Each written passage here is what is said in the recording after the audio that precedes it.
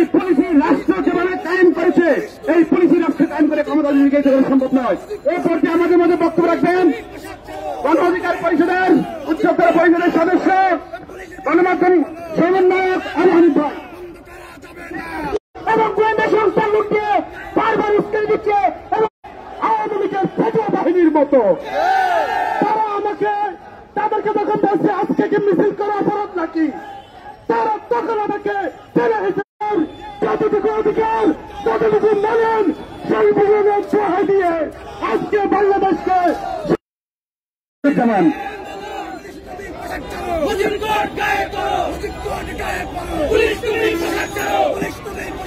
সংগ্রামী ভাই বোনেরা, আপনারা দেখেছেন একটু আগে এই জায়গায় আমাদের শান্তিপূর্ণ প্রোগ্রামে পুলিশ বাহিনী কিরকম ভাবে আমাদের উপর বর্বরচিত হামলা করে। আমাদের এই প্রোগ্রাম কি পুলিশের বিরুদ্ধে কোন প্রোগ্রাম ছিল? আমাদের এই প্রোগ্রাম এ দেশের মানুষের গণতন্ত্র রক্ষার দাবিতে প্রোগ্রাম, কিন্তু সেই জায়গায় এই পুলিশ বাহিনী আমাদের শান্তিপূর্ণ প্রোগ্রামে আমাদের দলের সাধারণ সম্পাদক মোহাম্মদ রাশেদ খান, উচ্চতর পরিষদের সদস্য আবু হানিফ সহ আমাদের অনেকগুলো নেতাকর্মীর উপর বর্বরচিতভাবে হামলা করেছে। আমরা স্পষ্ট বলতে চাই, এই তরুণ জনতাকে এই যে গণতন্ত্র পুনরুত্থানের আন্দোলন থেকে এই পুলিশ বাহিনী এই ছাত্রলীগ যুবলীগের মধ্যে ক্যাডারের মতো যে আক্রমণ করেছে, এরকম ভাবে আমাদের এই আন্দোলনকে আমাদের গণতান্ত্রিক আন্দোলনকে দাবিয়ে রাখতে পারবে না।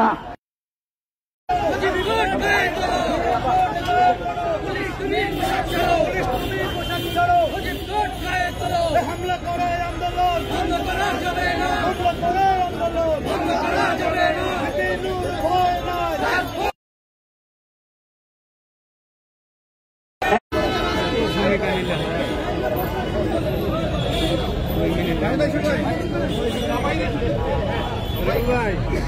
সবাই একটু পিছিয়ে যান। প্রিয় সাংবাদিক ভাইরা, আপনারা দেখতে পাচ্ছেন যে আমার এই ঠোঁট এটা ফেটে গিয়েছে, এখান থেকে রক্ত ঝরছে। আমরা আজকে কাজ করেন, আপনাদের সাথে আমাদের কোনো বৈরিতা নয়। আমরা জনগণের ভাব এবং ভোটের অধিকার রক্ষার জন্য আমাদের সংগ্রাম করছি।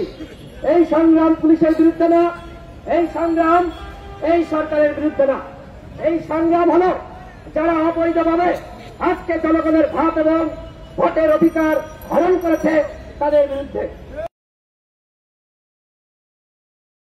এখানে ছিল, আমরা তাদেরকে বলেছি আপনাদের কোন উচ্চতন কর্মকর্তা হবে, আমরা তার সাথে কথা বলতে চাই।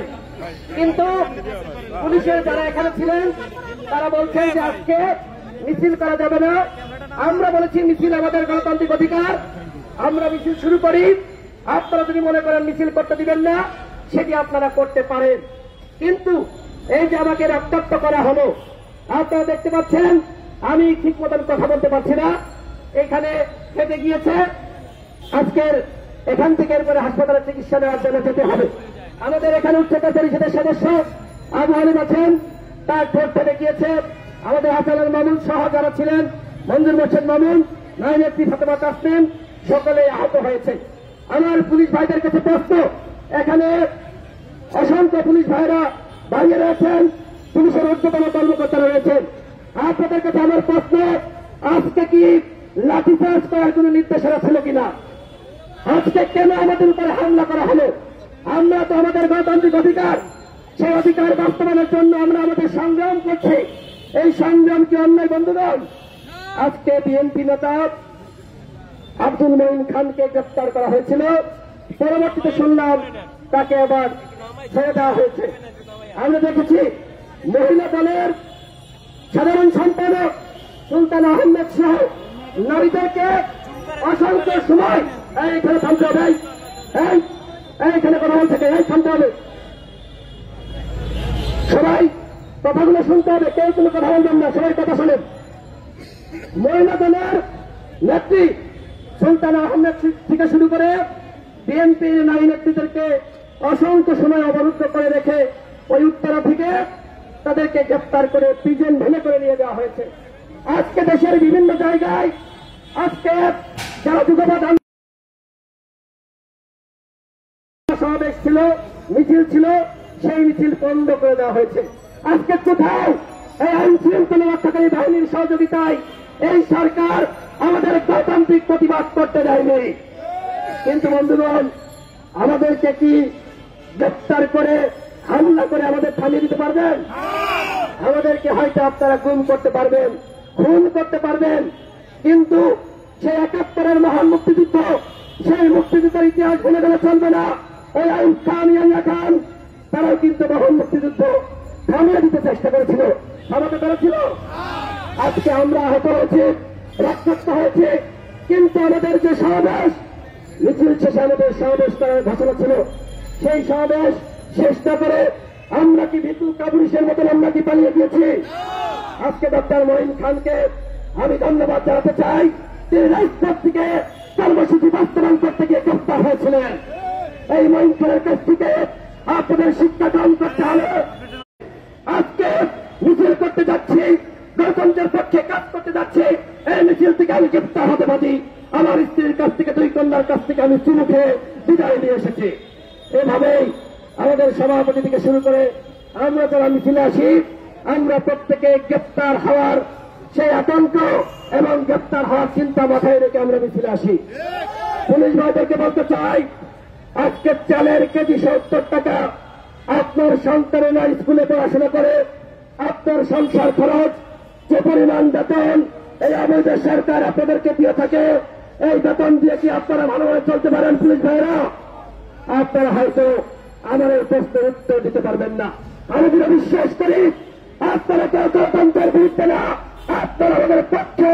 কিন্তু এই সরকারের অবৈধ নির্দেশনা পালন করতে গিয়ে আজকে আপনাদের হয়তো কষ্ট হচ্ছে, তারপরে চাকরি বাঁচানোর জন্য আমাদের গায়ে আপনারা লাঞ্ছ করছেন, রক্তাক্ত করছেন। আপনাদের প্রতি আমাদের অনুরোধ, আমরা কিন্তু আপনাদের বিরুদ্ধে কেউ না, আমরা আপনাদের পক্ষে লড়াই করছি। আজকে যে পুলিশ সদস্য লাঞ্ছ করে আমাকে রক্তাক্ত করেছেন, হয়তো আপনাদের এই শেখ হাসিনার আদালতে বিচার হবে না, ওই দলের চলেছে তার আদালতে আপনাদের বিচার হবে। মহান আল্লাহ রাব্বুল আলামিন তিনি ছাড়বেন, ছেড়ে দেন না। সুতরাং আজকে এই অবৈধ ক্ষমতা টিকিয়ে রাখার জন্য যে নির্দেশনা আপনারা পালন করছেন, আপনাদের প্রতি আমাদের আহ্বান, এই নির্দেশনা পালন থেকে আপনারা বিরত থাকুন। আপনারা যারা গণতন্ত্রের পক্ষের শক্তি রয়েছেন, পুলিশ প্রশাসন, সরকারি কর্মকর্তা কর্মচারীরা, আপনাদেরকে বলতে চাই, জনগণের পক্ষে অবস্থান নিতে গিয়ে আপনাদের কারো যদি চাকরি হারায়, আপনাদের কারো যদি ক্ষয়ক্ষতি হয়, অবশ্যই আগামীতে গণতন্ত্রের পক্ষের শক্তি ক্ষমতা আসলে সেই গণতন্ত্রের পক্ষের সরকার আপনাদের বেতন ভাতা বৃদ্ধি করবে, আপনাদের পাশে থাকবে। আমি